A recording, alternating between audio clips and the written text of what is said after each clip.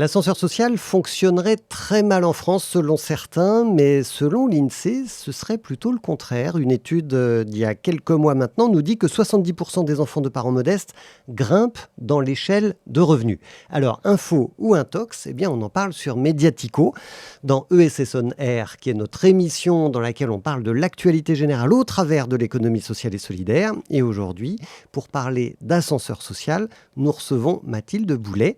Vous êtes directrice générale de devinez quoi ? L'ascenseur. Bonjour Mathilde. Bonjour Frédéric. Alors Mathilde, l'ascenseur, c'est un projet collectif, disons-le tout de suite. Il est né il y a à peu près 5 ans, à l'initiative d'associations qui sont relativement grosses et plus anciennes, puisqu'il y a Article 1, il y a Mosaïque RH, et vous avez embarqué avec vous des associations qui sont plus petites et qui travaillent comme vous pour l'égalité des chances, que ce soit à l'école ou dans l'accès au monde du travail. Est-ce que c'est vrai que l'ascenseur social est en panne ou est-ce que c'est pas tout à fait vrai ? Bonjour Frédéric et merci de me recevoir avec plaisir, ici aujourd'hui. Mediatico, c'est déjà un média qu'on adore, un média de l'économie sociale. Ça c'est gentil, un petit coup de pub, voilà. Alors on en profite, ça fait du bien, ça fait plaisir. Voilà, et qui nous permet d'avoir un éclairage sur l'économie sociale et solidaire en général. Donc c'est très précieux ce que tu fais pour nous. Pour te répondre sur l'ascenseur, donc je pense que tout le monde aura compris que nous on s'appelle le collectif de l'ascenseur en référence à cet ascenseur social qu'il faut réparer. Oui, parce qu'on va dire que vous êtes géographiquement dans un immeuble près de la Bastille, sur plusieurs étages, mais vous ne vous appelez pas l'ascenseur parce qu'il y a un ascenseur pour monter au dernier étage. Exactement, c'est pas pour ça. Il faut bien l'avoir en tête. Inutile de postuler si vous travaillez dans les ascenseurs, ça m'arrive souvent de recevoir des candidatures. Nous, c'est plutôt les jeunes défavorisés qu'on accompagne sur l'accès à l'éducation, donc à l'emploi, à l'entrepreneuriat, on valorise leur engagement, et l'accès à la culture et au sport aussi. Et donc, l'ascenseur social, ce chiffre m'étonne un peu. Alors après, c'est vrai qu'on a tendance à dire que les chiffres, on peut aussi les faire parler en fonction du propos qu'on a envie de tenir. C'est ça. On fait dire un peu ce qu'on veut aux chiffres en réalité. Voilà, faut se méfier. sans décrédibiliser les études. C'est pour ça que je voulais votre avis à vous. Oui, complètement. Et moi, de mon point de vue, en tant que collectif associatif dédié à l'égalité des chances, pour moi, l'ascenseur, il ne faut pas seulement le réparer, il n'est pas seulement en panne. Pour moi, il n'a jamais fonctionné en fait. Parce que si on se dit qu'il y a eu un ascenseur social à un moment donné, parce qu'il y a quelques transclasses qui sont représentatives de cet ascenseur social qui a peut-être en plus un peu plus fonctionné il y a quelques décennies. Pour moi, ça veut pas dire que l'ascenseur social fonctionne. Ça veut dire qu'il a fonctionné pour une poignée de personnes. Et pour moi, un ascenseur social, il doit fonctionner pour tout le monde. Et c'est exactement ce qu'on essaye de faire, nous, à l'ascenseur, de généraliser cette possibilité d'avoir une ascension sociale. Quels sont les chiffres que vous pourriez avoir en tête, là, qui vous font dire que effectivement, ça ne marche pas, cet ascenseur social. Qui est coincé ? Qui est coincé dans une trappe ? Qui est sous un plafond de verre ? Racontez-nous. Ils sont nombreux, malheureusement. Par exemple, si on regarde les enfants d'ouvriers, ils sont seulement 10% à faire des études supérieures. C'est un chiffre qui ne bouge quasiment pas.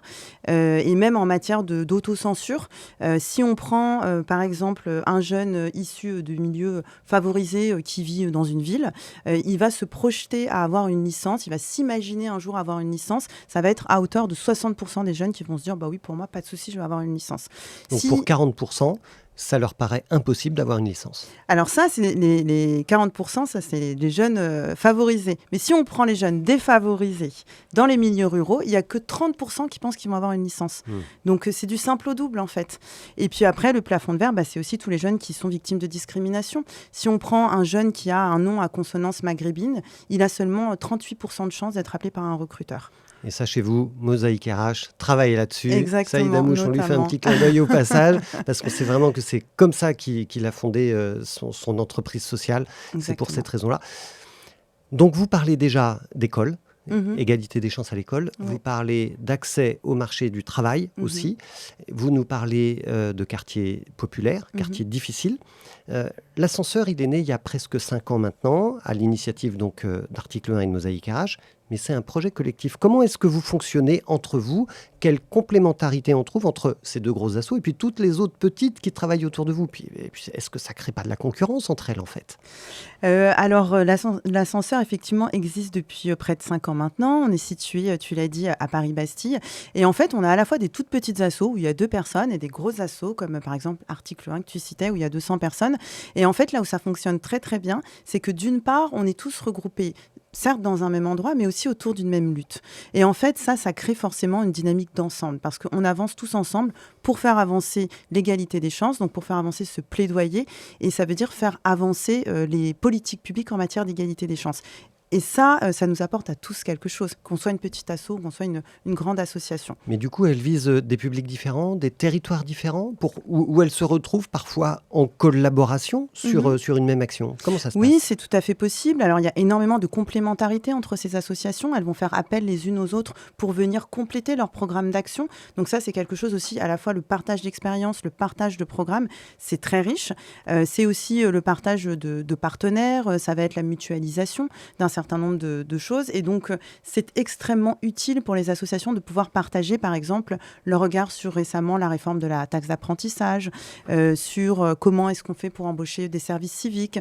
Ça va être se prêter des salles, mais ça va être aussi comment augmenter son impact sur les bénéficiaires. Ça va être comment répondre en consortium à des appels à projets. En fait, c'est très riche et les petites assos apportent aux grandes assos et inversement.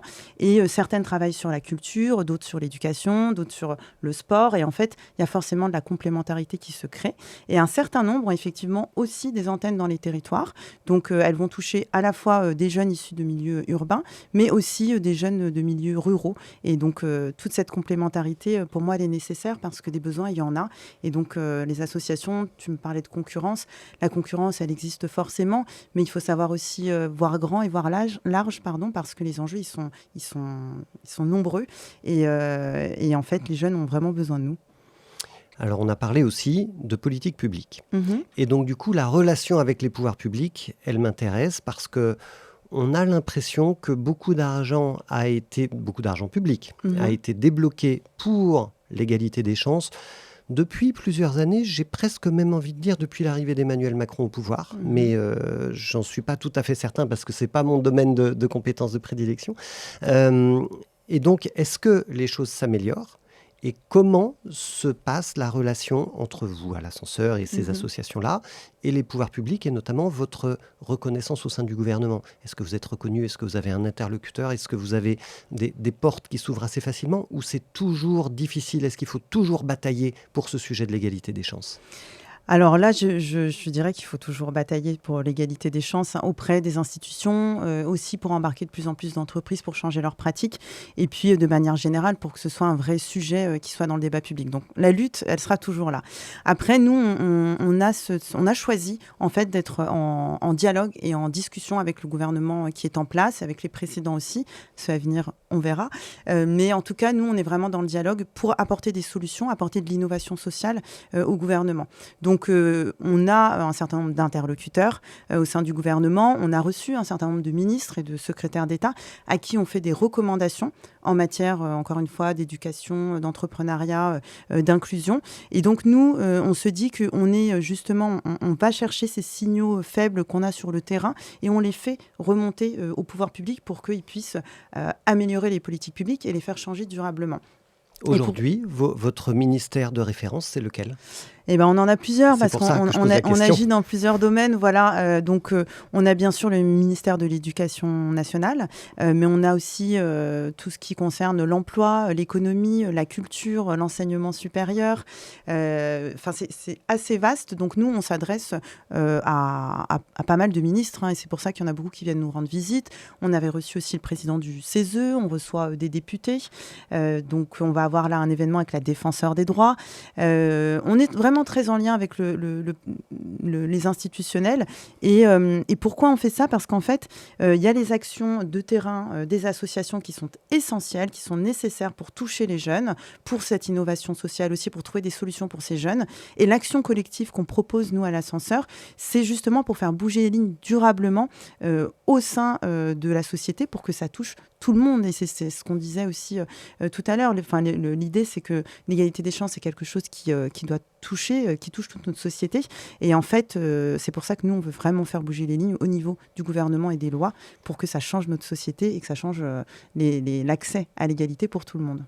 Alors, l'égalité des chances, elle vous intéresse pas seulement autour du quartier de la Bastille, évidemment, c'est la France entière qui est votre terrain d'action. Et d'ailleurs, vous avez mené il y a quelques temps des rencontres de l'ascenseur à Lyon. Vous êtes donc relativement ancré sur les territoires ? Oui, enfin en tout cas on essaie de l'être de plus en plus. On est situé à Bastille, je reviens juste là-dessus parce que c'était vraiment un choix stratégique et un choix social de faire en sorte que les jeunes issus de quartiers défavorisés, où qu'ils se trouvent, puissent se retrouver dans un lieu central, un lieu d'activité, un lieu de décision au cœur de Paris, là où les ministres et les secrétaires d'État viennent, là où les entreprises viennent et là où les décisions se prennent. Donc nous, c'est un choix d'être au cœur de Paris. Puis la Bastille, c'est aussi un symbole fort d'émancipation. Donc c'est pour ça qu'on est situé à Bastille. Et donc on a effectivement choisi d'aller dans les territoires pour impulser aussi des dynamiques collectives au sein de ces territoires. Je l'ai dit, on a plein d'associations qui ont des antennes dans les territoires. L'idée, c'est de regrouper tout l'écosystème de l'égalité des chances privé, public, associatif, comme on peut le faire à Paris. Mais aussi, nous, de nous inspirer des dynamiques collectives qui peuvent exister déjà dans les territoires. Parce qu'il y en a plein des associations qui travaillent le même sujet que vous, mais qui sont régionalisées, voire départementalisées. Tout à fait, qui mènent encore une fois une action de terrain qui est essentielle. Et donc, nous, on va aussi s'inspirer de ces dynamiques territoriales qui fonctionnent très très bien. Et l'idée, en fait, c'est de faire en sorte d'inciter un maximum d'associations et d'acteurs de l'égalité des chances à se regrouper pour avoir plus d'impact et notamment d'avoir plus d'impact sur leur territoire et aussi auprès des institutions de leur territoire. Et d'ailleurs, j'ai ce matin même signé une tribune sur le sujet qui incite, qui encourage tous les acteurs de l'égalité des chances dans les territoires et à Paris aussi à se regrouper. Je l'ai signé avec le collectif Mentorat et le collectif de la Maison de l'Apprendre, donc 3 collectifs qui travaillent main dans la main. Elle est publiée à quel endroit ? Elle est publiée chez Care News. Très bien. Alors, vous développez aussi en 2024 un gros projet qui s'appelle Génération Ascenseur. Il faut que vous nous en parliez. Absolument. C'est très important parce que Génération Ascenseur, c'est un projet qui vise à accompagner des jeunes qui sont déjà passés par une ou plusieurs associations de l'ascenseur, mais qui ont encore besoin d'un petit coup de pouce pour réaliser leurs rêves, que ce soit un rêve d'innovation sociale dans leur territoire ou que ce soit un rêve de carrière pour devenir demain un élu, un dirigeant de grande entreprise, un dirigeant associatif aussi, ou peut-être pour qu'il soit un jour à ta place, qui sait. Mais en tout cas, on les aide à réaliser leurs ambitions. Et pour ça, on les accompagne à travers de la formation, du coaching, de la mise en réseau, des prises de parole. On a par exemple plusieurs jeunes qui ont pris la parole récemment. On fait des déclinaisons en fait de la génération ascenseur. On a eu la génération engagée, c'était au CESE, en présence de Martin Hirsch, donc sur l'engagement citoyen des jeunes. Et là, la génération discriminée au Musée national de l'histoire de l'immigration, en présence de la défenseure des droits, pour parler de la discrimination justement de ces jeunes et comment quels leviers peuvent exister pour dépasser cette discrimination. Donc ça, c'est un nouvel événement, Génération discriminée. Exactement, qui aura lieu le 5 mars 2024 au Musée de l'immigration, Palais de la Porte Dorée. Bon, donc c'est tout. On ne sait pas encore quand on publie cette interview, mais on va tâcher de la publier juste avant pour qu'on soit bien dans votre actualité. Parfait. Vous avez parlé de ces jeunes générations ascenseurs. Ils deviennent quoi, les jeunes qui sont passés par chez vous ? Vous les suivez ? Vous savez ce qu'ils deviennent ? Vous avez des chiffres sur votre impact ? Vous avez utilisé le mot impact ? Oui, alors la génération ascenseur, je n'ai pas encore de chiffres parce qu'on l'a lancé en juillet dernier à Roland-Garros autour de la thématique du sport. Et donc pour le moment, on a une personne en fait qui est en charge, on a un chercheur à l'ascenseur qui est en charge de suivre notre impact et notre innovation sociale. Mais je reviendrai ici donner les chiffres précis de la génération ascenseur. Mais je peux te donner les chiffres que produisent les dynamiques collectives. L'ascenseur, aujourd'hui, si on prend juste les 20 assos qui sont à Bastille, dans notre immeuble, on a 43 000 bénévoles, 300 collaborateurs au service d'un demi-million de jeunes. Et ça, ce sont des chiffres qui ont doublé en 5 ans. Et je pense que c'est ça, justement, la force du collectif, c'est de démultiplier l'impact. Et c'est ce qu'on essaie de faire, nous, à l'ascenseur, en fédérant tout cet écosystème privé, public et associatif. Des chiffres très forts. Merci Mathilde. Encore une ou deux questions avant de clore cette interview. L'Europe. Oui. Vous avez un événement autour de l'Europe qui est programmé aussi parce que bien sûr il y a les élections européennes du mois de juin. Oui. Qu'est-ce que vous préparez ? Alors, c'est toujours autour de la génération ascenseur qu'on va décliner en génération européenne cette fois-ci. Et en fait, l'idée, c'est d'emmener cette promotion de jeunes à Bruxelles pour aller rencontrer à la fois des candidats, à la fois des décideurs, des institutionnels, visiter des institutions, aller aussi dans un autre tiers-lieu associatif qui s'est inspiré de l'ascenseur, qui est situé aussi à Bruxelles. Et l'idée, en fait, c'est que les jeunes puissent mieux comprendre l'Europe et mieux s'y projeter. Parce que pour moi, l'enjeu, notamment du vote des jeunes, c'est qu'ils puissent se dire que la personne pour qui ils votent, peut-être qu'un jour, demain, ça pourra être eux. Lui ou elle. Et en fait, ça, je pense que c'est très important. C'est vraiment ce qu'on essaie de faire avec la génération ascenseur, c'est de renouveler les visages des décideurs et qui puissent être le reflet de notre société. Donc, s'il y a des décideurs qui nous regardent aujourd'hui, moi, je les incite grandement à accompagner cette génération ascenseur. Bien sûr, on recherche du financement, mais on recherche aussi du coaching. J'en parlais de la formation, de l'immersion dans vos entreprises. Et si vous voulez agir pour la jeunesse d'aujourd'hui, vous pouvez le faire avec le collectif de l'ascenseur.